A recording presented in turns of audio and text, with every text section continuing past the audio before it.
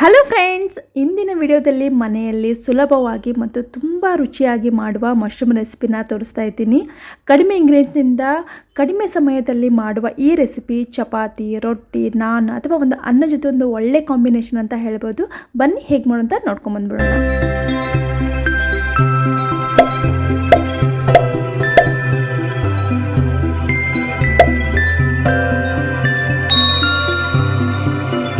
ಮೊದಲೇದಾಗಿ ಇಲ್ಲಿ ನಾನೊಂದು 8ರಿಂದ 10 ಗೋಡಂಬಿನ ಈ ಥರ ಬಿಸಿ ನೀರಿನಲ್ಲಿ ನೆನೆಯೋದಕ್ಕೆ ಇಡ್ತಾ ಇದ್ದೀನಿ. ಇದು ನಾವೆಲ್ಲ ಇಂಗ್ರೀಡಿಯೆಂಟ್ಸ್ ರೆಡಿ ಮಾಡ್ಕೊಳ್ಳೋಷ್ಟಕ್ಕೆ ಇದು ತಯಾರಾಗಿಬಿಡುತ್ತೆ. ಮೊದಲೇದಾಗಿ ಮಶ್ರೂಮು ಚೆನ್ನಾಗಿರಬೇಕು. ಅದನ್ನು ಚೆನ್ನಾಗಿ ಕ್ಲೀನ್ ಮಾಡಿ ತೊಳ್ಕೊಂಡು ಅದನ್ನು ಒಂದು ಅರ್ಬಿಯಿಂದ ಕ್ಲೀನಾಗಿ ಅದರಲ್ಲಿರುವ ಮಾಯ್ಶ್ಚರ್ನ ತೆಗಿಬೇಕಾಗುತ್ತೆ. ಆಮೇಲೆ ಅದು ಮಾಡೋದಕ್ಕೆ ಚೆನ್ನಾಗಿ ಅನ್ನಿಸುತ್ತೆ, ಇಲ್ಲಾಂದರೆ ತುಂಬ ನೀರು ಬಿಟ್ಟಂಗೆ ಆಗುತ್ತೆ.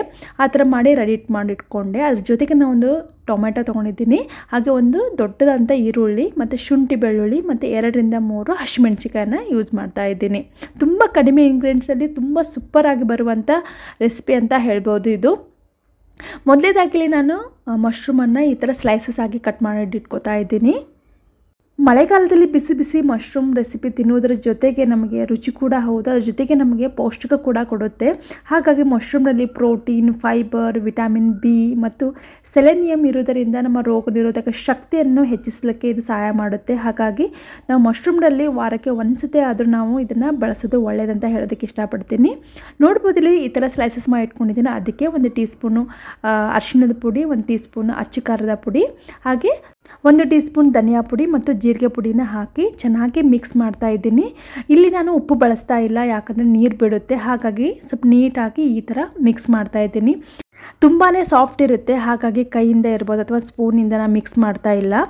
ನೆಕ್ಸ್ಟ್ ಬಂದು ಒಂದು ಮಿಕ್ಸರ್ ಜಾರ್ನಲ್ಲಿ ನಾನು ಕಟ್ ಮಾಡ್ಕೊಂಡಂಥ ಟೊಮೆಟೊ ಹಣ್ಣು ಮತ್ತು ಏನು ನೆನೆಸ್ಕೊಂಡು ಇಟ್ಕೊಂಡಂಥ ಗೋಡಂಬಿನ ಹಾಕಿ ಒಂದು ಗ್ರೈಂಡನ್ನು ಮಾಡ್ಕೋತಾ ಇದ್ದೀನಿ. ಈ ಥರ ಪೇಸ್ಟ್ ರೆಡಿ ಆಗುತ್ತೆ. ನೆಕ್ಸ್ಟ್ ನಾನು ಒಂದು ಕಡಾಯಿ ತೊಗೊಂಡು ಅದಕ್ಕೆ 1 ಟೇಬಲ್ ಸ್ಪೂನ್ದಷ್ಟು ತುಪ್ಪ ಹಾಕ್ತಾ ಇದ್ದೀನಿ. ತುಪ್ಪ ಬದಲು ನೀವು ಎಣ್ಣೆನೂ ಬಳಸ್ಬೋದು. ಜಸ್ಟ್ ಫ್ರೈ ಮಾಡೋದಕ್ಕೆ ಅಂತ ನಾನು ಸ್ವಲ್ಪ ತುಪ್ಪನ ಬಳಸ್ತಾ ಇದ್ದೀನಿ. ಏನು ಮಿಕ್ಸ್ ಮಾಡ್ಕೊಂಡಿದ್ದಂಥ ಮಶ್ರೂಮನ್ನು ಹಾಕಿ ಚೆನ್ನಾಗಿ 2 ಮಿನಿಟ್ಸ್ ನಾವು ಚೆನ್ನಾಗಿ ಫ್ರೈ ಮಾಡಿಕೊಂಡ್ರೆ ಸಾಫ್ಟ್ ಆಗಿಬಿಡುತ್ತೆ ಅದು ಬೇಗನೆ. ನಾರ್ಮಲಾಗಿ ನಾವು ಹೇಗೆ ಪಲ್ಯನ ರೆಡಿ ಮಾಡ್ತೀರೋ ಅದೇ ಥರ ಮಶ್ರೂಮನ್ನು ಈಸಿಯಾಗಿ ಮಾಡ್ಬೋದು. ಒಂದ್ಸರಿ ನೀವು ಇದನ್ನು ಟ್ರೈ ಮಾಡಿ ಈ ಥರ ವಿಧಾನದಲ್ಲಿ ಅಂತ ಹೇಳೋದಕ್ಕೆ ಇಷ್ಟಪಡ್ತೀನಿ. ಕೊನೆಯದಾಗಿ ನಾನು ಉಪ್ಪನ್ನು ಸೇರಿಸ್ತಾ ಇದ್ದೀನಿ, ನೀರು ಬಿಡಬಾರ್ದು ಅಂತ ಹೇಳಿ. ಈ ಥರ ಚೆನ್ನಾಗಿ ಒಂದು ಮಿಕ್ಸ್ ಕೊಟ್ಟು ಇದನ್ನು ತೆಗೆದುಬಿಡ್ತೀನಿ. ಸೊ ಇದನ್ನು ಸೈಡಲ್ಲಿ ಇಟ್ಕೊಂಡು ಮತ್ತೆ ನಾನು ಪಲ್ಯಕ್ಕೆ ರೆಡಿ ಮಾಡ್ಕೋತಾ ಇದ್ದೀನಿ. ಇಲ್ಲಿ ಮತ್ತೆ 1 ಟೇಬಲ್ ಸ್ಪೂನ್ದಷ್ಟು ಎಣ್ಣೆ ಹಾಕ್ಕೊಂಡು ಜೀರಿಗೆ, ಸ್ವಲ್ಪ ಹಿಂಗೆ ಹಾಕ್ತಾ ಇದ್ದೀನಿ. ಅದು ಚೆನ್ನಾಗಿ ಫ್ರೈ ಆದಮೇಲೆ ಅದಕ್ಕೆ ನಾನು ಕಟ್ ಮಾಡಿಟ್ಕೊಂಡಂಥ ಒಂದು ಬಿಗ್ ಈರುಳ್ಳಿನ ಹಾಕಿ ಚೆನ್ನಾಗಿ ಸ್ವಲ್ಪ ಹಸಿ ವಾಸನೆ ಹೋಗುವವರೆಗೆ ಹುರ್ಕೋತಾ ಇದ್ದೀನಿ. ಆಮೇಲೆ ಅದಕ್ಕೆ ನಾನು ಏನು ಇಟ್ಕೊಂಡಂಥ ಶುಂಠಿ ಬೆಳ್ಳುಳ್ಳಿ ಮತ್ತು ಹಸಿಮೆಣಸಿಕಾಯನ್ನ ಉದ್ದುದ್ದಾಗೆ ಹೆಚ್ಚಿಟ್ಕೊಂಡಿದ್ದೀನಿ. ಬೇಡ ಅಂದರೆ ನಾವು ತೆಗಿಬಹುದು ಅಂಥೇಳಿ, ಮಕ್ಕಳು ಮನೆಯಲ್ಲಿದ್ದಾರೆ ಅಂಥೇಳಿ. ಶುಂಠಿ ಬೆಳ್ಳುಳ್ಳಿ ಆದಷ್ಟು ಫ್ರೆಶ್ ಆಗಿದ್ದರೆ ಫ್ಲೇವರ್ ತುಂಬ ಚೆನ್ನಾಗಿ ಕೊಡುತ್ತೆ.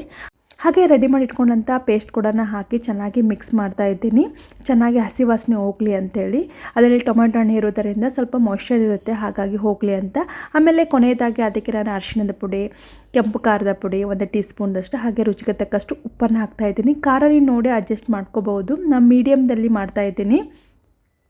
ನೆಕ್ಸ್ಟ್ ಅದಕ್ಕೆ ಏನು ನಾನು ಮಿಕ್ಸರ್ ಜಾರ್ನಲ್ಲಿ ಮತ್ತೆ ಸ್ವಲ್ಪ ನೀರು ಹಾಕಿ ಅದನ್ನು ಕೂಡ ಮಿಕ್ಸ್ ಮಾಡ್ತಾ ಇದ್ದೀನಿ. ಇಲ್ಲಿ ನೀರು ಸ್ವಲ್ಪ ಹೆಚ್ಚು ಕಡಿಮೆ ನೀವು ಅಡ್ಜಸ್ಟ್ ಮಾಡ್ಕೋಬಹುದು.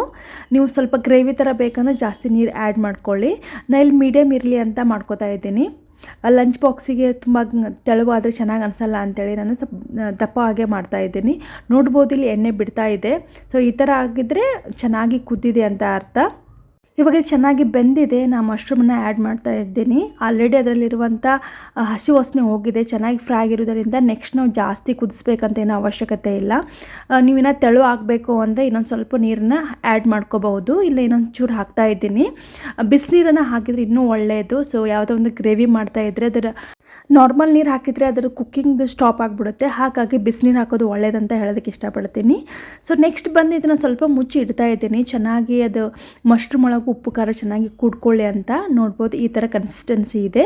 ಸೊ ಇಷ್ಟು ಪರ್ಫೆಕ್ಟ್ ಆಗಿದೆ ಅಂತ ಅನಿಸುತ್ತೆ ನನಗೆ. ಕೊನೆಯದಾಗಿ ನಾನು ಕಿಚನ್ ಕಿಂಗ್ ಮಸಾಲ ಹಾಕ್ತಾ ಇದ್ದೀನಿ. ಇದ್ರದ್ದು ಟೇಸ್ಟ್ ತುಂಬ ಚೆನ್ನಾಗಿ ಕೊಡುತ್ತೆ, ಫ್ಲೇವರ್ ತುಂಬ ಚೆನ್ನಾಗಿರುತ್ತೆ. ಹಾಗೆ ಕೊನೆಯದಾಗಿ ನಾನು 1 ಟೇಬಲ್ ಸ್ಪೂನ್ದಷ್ಟು ಕ್ರೀಮನ್ನು ಬಳಸ್ತಾ ಇದ್ದೀನಿ, ಅಂದರೆ ಕೆನೆನ ಬಳಸ್ತಾ ಇದ್ದೀನಿ.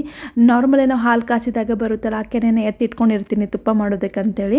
ಈ ಥರ ಗ್ರೇವಿ ಮಾಡ್ತಾಯಿದ್ರೆ ನಾನು 1 ಟೇಬಲ್ ಸ್ಪೂನ್ದಷ್ಟು ಆ್ಯಡ್ ಮಾಡ್ತೀನಿ. ತುಂಬ ಟೇಸ್ಟ್ ಕೊಡುತ್ತೆ, ನೋಡೋದಕ್ಕೂ ಲುಕ್ಕು ಕೂಡ ಚೆನ್ನಾಗಾಗುತ್ತೆ, ಕ್ರೀಮ್ ಸ್ಟ್ರಕ್ಚರ್ ಬರುತ್ತೆ, ಚೆನ್ನಾಗೂ ಅನಿಸುತ್ತೆ ಅಂತೇಳಿ ಮಾಡ್ತಾಯಿದ್ದೀನಿ. ನೋಡ್ಬೋದು ಈ ವಿಡಿಯೋ ನಿಮಗೆ ಇಷ್ಟ ಆಗಿದೆ ಅಂತ ಅನ್ಕೋತೀನಿ. ಸೊ ಇದು ಆರೋಗ್ಯಕ್ಕೂ ತುಂಬ ಒಳ್ಳೆಯದಂತ ಹೇಳ್ಬೋದು. ಹಾಗಾಗಿ ನೀವು ಈ ಮಶ್ರೂಮನ್ನ ಒಂದ್ಸತಿ ಟ್ರೈ ಮಾಡಿ ನೋಡಿ ಅಂತ ಹೇಳೋದಕ್ಕೆ ಇಷ್ಟಪಡ್ತೀನಿ. ನಿಮಗೆ ಈ ವಿಡಿಯೋ ಇಷ್ಟ ಆದರೆ ಲೈಕ್ ಮಾಡಿ, ಕಮೆಂಟ್ ಮೂಲಕ ನಿಮ್ಮ ಅನಿಸಿಕೆಗಳನ್ನು ತಿಳಿಸ್ಬೋದು. ಹಾಗೆ ಚೆನ್ನಾಗಿ ಅನಿಸಿದ್ರೆ ಸಬ್ಸ್ಕ್ರೈಬ್ ಕೂಡ ಮಾಡಿ. ಮತ್ತೆ ಒಂದು ಹೊಸ ವಿಡಿಯೋಕ್ಕೆ ಸಿಗ್ತೀನಿ. Thank you for watching.